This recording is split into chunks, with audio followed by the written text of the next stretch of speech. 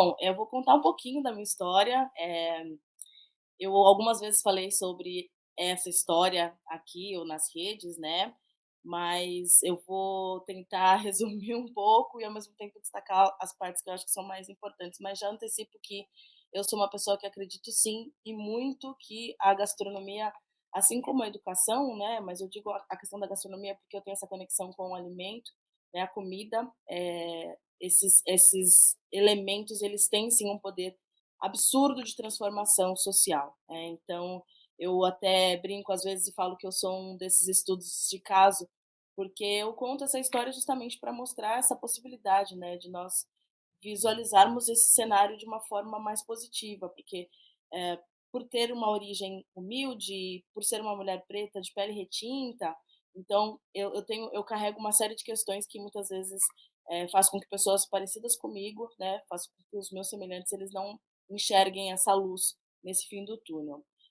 Eu iniciei na gastronomia, comecei a faculdade de gastronomia com 17 anos, então eu sou formada em gastronomia, e aí eu começo dizendo isso, mas preciso trazer junto a essa questão também o fato de que a minha mãe, e aí eu sempre preciso falar muito sobre as mulheres que vieram antes de mim. A minha mãe foi uma mulher que ela começou a trabalhar em casas de família com 7 anos de idade. Ela nasceu em Alagoas, mas foi trazida para São Paulo muito nova, e assim que foi trazida, ela começou a trabalhar nessas casas de família. E aí, antes da minha mãe, eu tenho ainda a questão da minha avó, que foi uma mulher que teve que sair de Alagoas com os filhos, porque o marido faleceu e ela ficou numa condição ali de estar com uma família que não a aceitava. A minha avó casou com o meu avô, ela tinha na época 12 anos de idade, para vocês terem ideia, e o meu avô tinha 72 anos.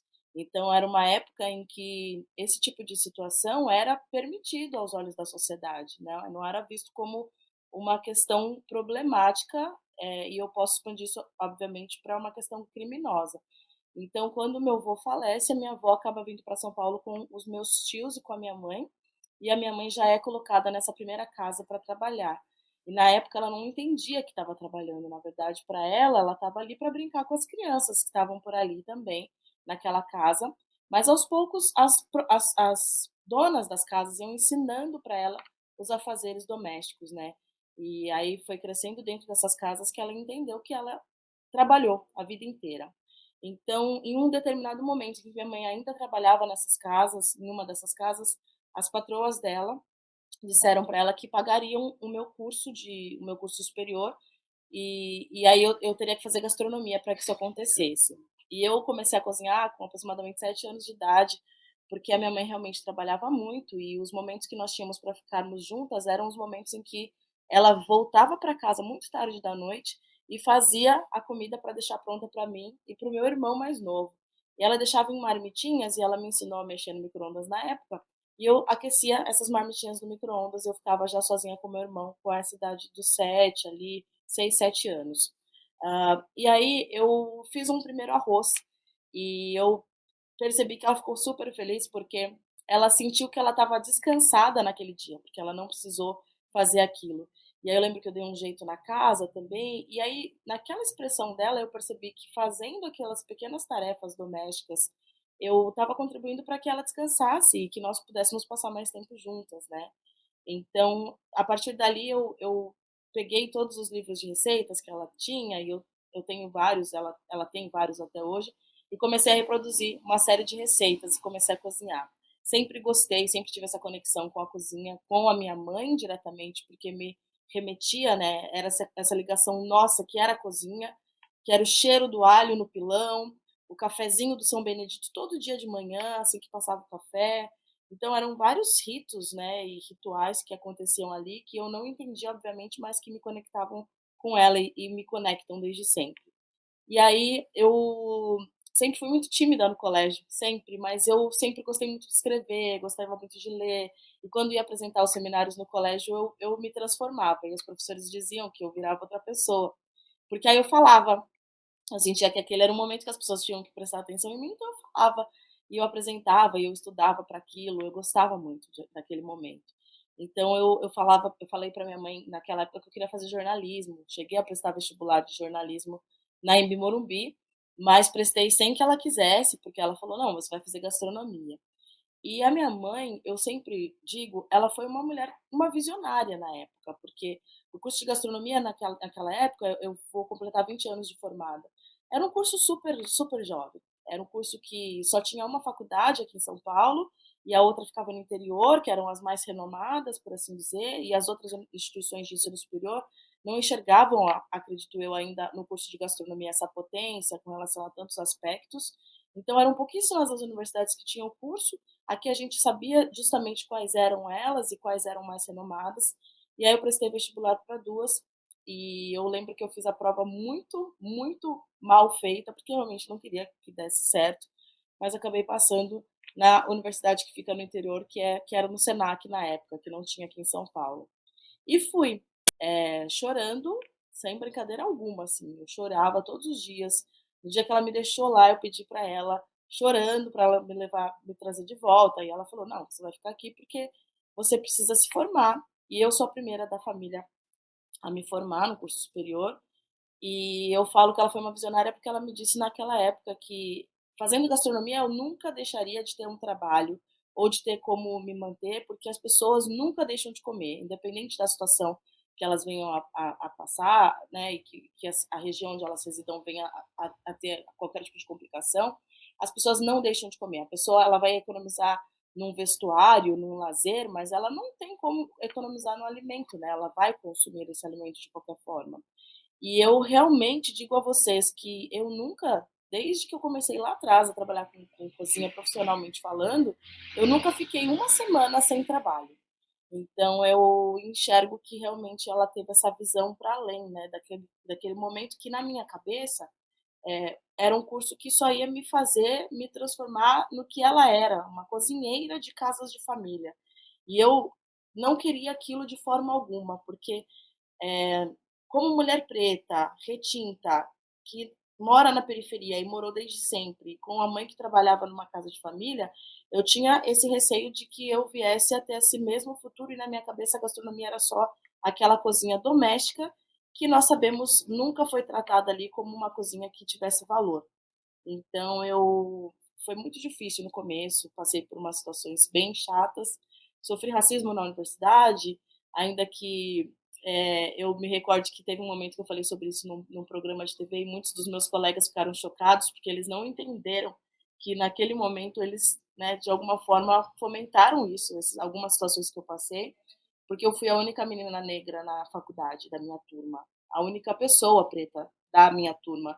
E eu lembro que eu olhava para os outros cursos e não enxergava também, porque era uma faculdade que era um curso caro para a época. Então, foi bastante complicado esse processo, mas foi, né, mas foi dessa forma que eu iniciei na gastronomia. Foi nessa história meio que maluca, porque às vezes eu falo que a minha mãe me obrigou a fazer gastronomia, eu uso até essa expressão e as pessoas se surpreendem, porque normalmente os pais querem que os filhos façam qualquer outro tipo de curso, né.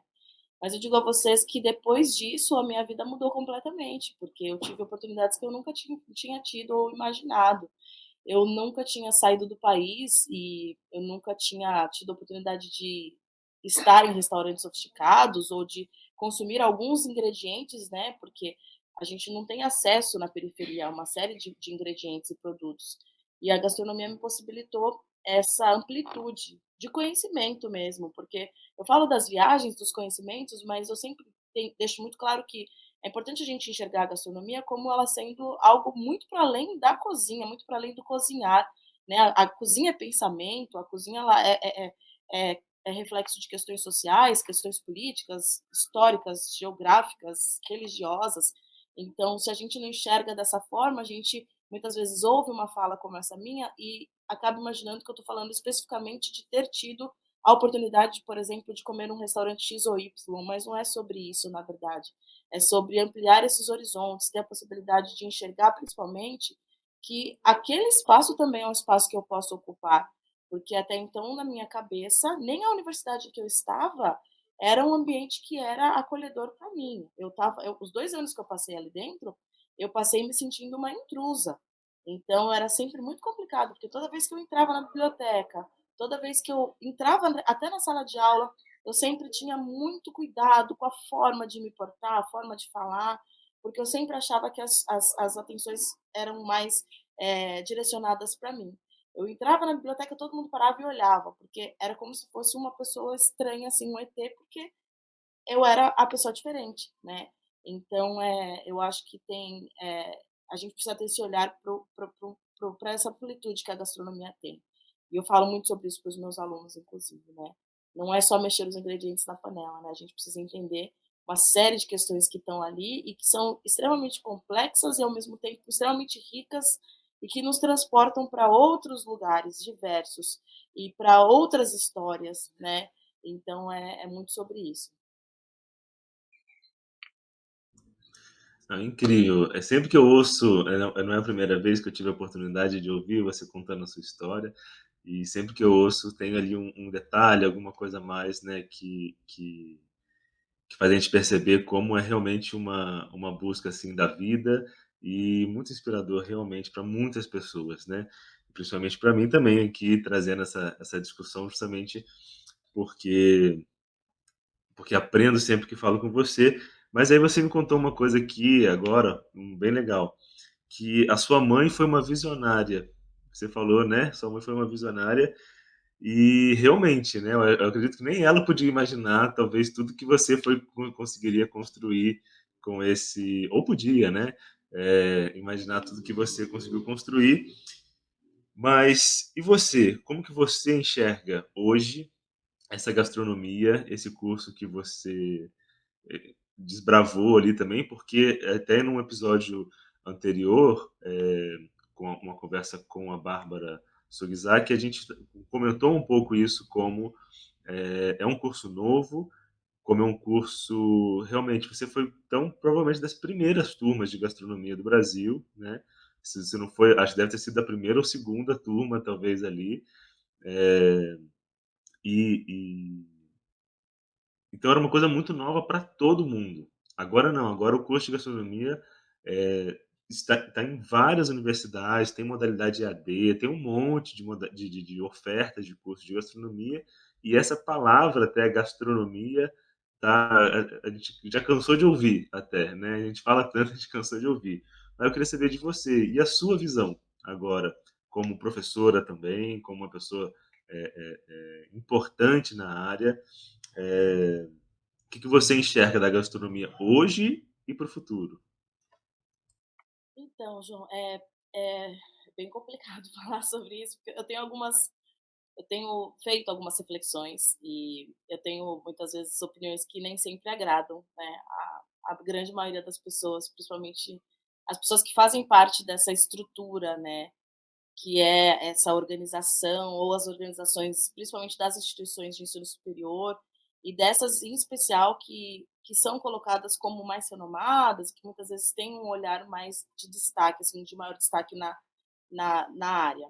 Porque o que acontece? Eu entendo que eu tive uma época em que fui aluna e que eu vivenciei o curso como ele era antigamente, como você mesmo mencionou, que nós sabemos que profissionais de fora tiveram que vir para cá para dar aula para esses alunos, porque nós não tínhamos brasileiros formados em gastronomia que pudessem ministrar esses cursos.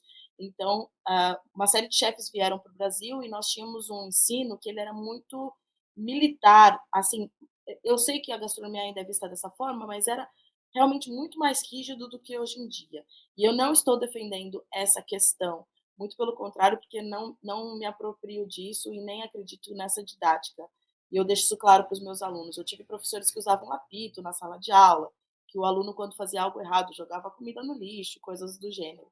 Eu não acredito nessa metodologia, muito pelo contrário, eu sou a professora, enfim, chefe, como a gente fala em algumas instituições, que vou mais me aproximar desses alunos, porque eu entendo que a forma como eu me aproximo deles e consigo entender que cada aluno é um indivíduo único e precisa de uma fala diferenciada, e que eu preciso entender se ele, de repente, precisa de exemplos que sejam visuais, ou precisa ouvir mais, ou precisa que, de repente, eu dê um texto para ele fazer uma leitura.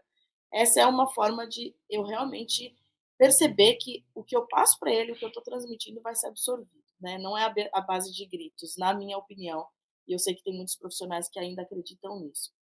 E o que me entristece muito, que eu percebi com a evolução do tempo, é que sim, nós temos, eu acho que é bacana essa questão de se popularizar em um certo aspecto o que é a gastronomia, no sentido de que as pessoas hoje em dia elas pelo menos sabem por cima o que é, né, mas eu fico com muito receio sempre dessa banalização que ocorre, e não é obviamente só com a gastronomia, mas é com várias áreas e com várias questões também, né. Eu sempre dou o exemplo dos rodízios, de comida asiática, né, a gente fala de rodízio japonês. Como é que essa cultura alimentar vem para cá, para o Brasil, ela é absorvida por nós, ela tem essa a gente tem essa questão da apropriação e como é que a gente passa adiante? Você tem pessoas como eu que moram na periferia que nem sempre o conhecimento chega. E eu estou sendo muito positiva em falar nem sempre chega, porque a gente sabe que, na verdade, há um esquecimento com as zonas periféricas da cidade.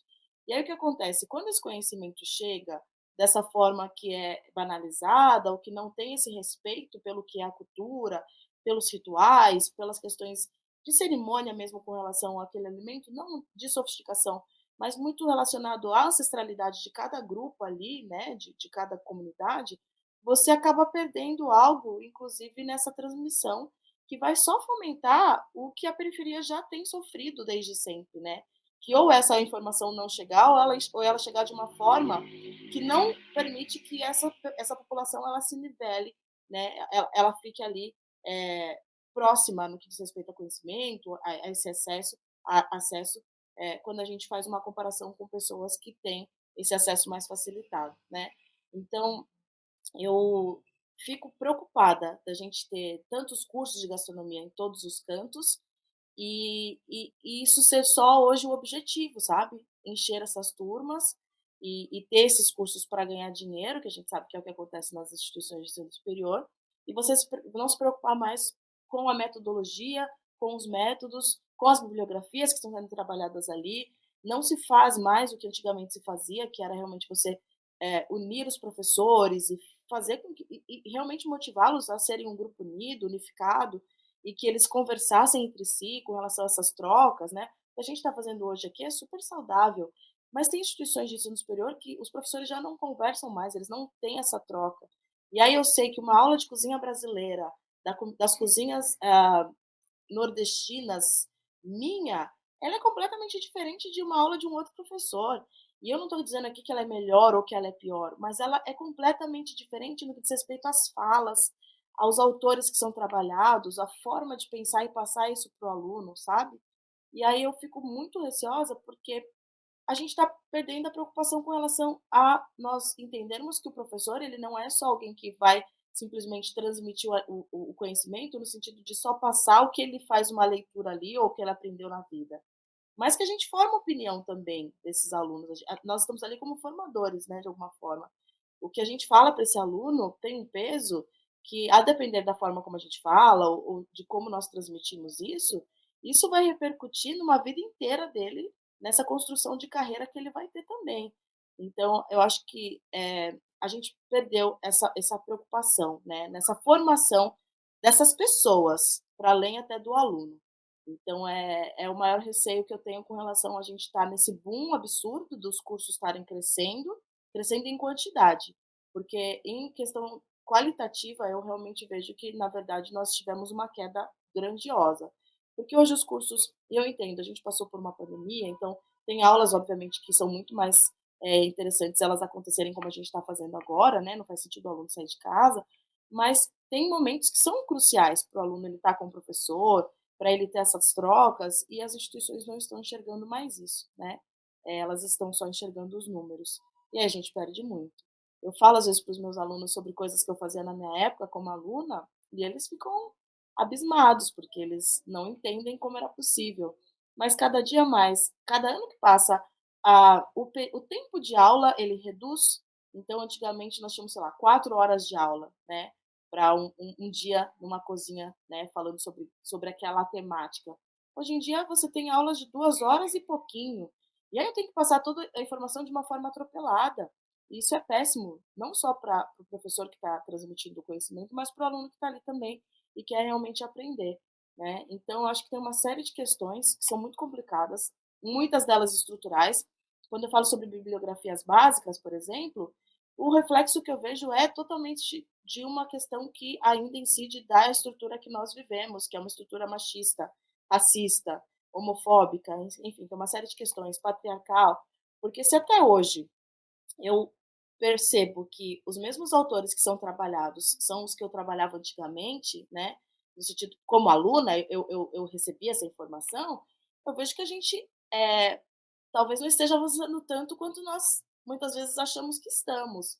Porque como é que a gente continua usando esses autores que têm falas extremamente problemáticas, que realmente acabam fomentando uma série de questões que acabam discriminando aí as minorias, e ninguém está percebendo o que está acontecendo, né. Quando eu chego para dar uma aula de cozinha baiana, que eu tenho que usar um autor que fala que pessoas pretas nesse país talvez não tenham sido pessoas que beneficiaram também a gastronomia, porque eram coisas, isso é muito problemático, né? Porque isso é o que a gente já enxerga de mundo com relação ao racismo. Então a gente só está dando corda para que as pessoas elas possam pegar isso como verdade absoluta e usar isso para a vida, né? Como justificativa para as ações que elas venham depois a, a, a ter, enfim, com relação até não só na gastronomia, mas eu digo com relação a como elas vão viver nessa comunidade, né, nessa sociedade. Então eu entendo que isso é ok, então tá tudo bem eu fazer uma série de atos até criminosos, porque eu tenho esse respaldo, né, de autores e um respaldo de um professor que está me passando essa informação, de que a pessoa preta era vista assim, ou de que o indígena era visto também dessa outra forma, né. Então acho que a gente tem que nós deveríamos fazer uma eu acho que seria muito interessante que nós revisitássemos toda essa grade curricular, mas com uma escuta que fosse realmente uma escuta para a mudança.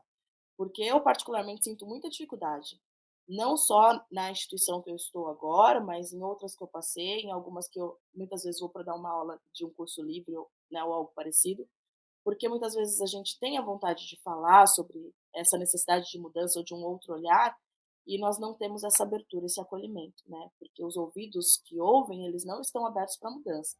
Então muitas vezes eles ouvem o que você está dizendo, mas eles não escutam. Eles simplesmente jogam aquela informação no lixo e você continua ano após ano trabalhando o que você já tinha falado ali 2, 3, 4, 5 vezes que precisava de alguma forma ter um olhar mais atento.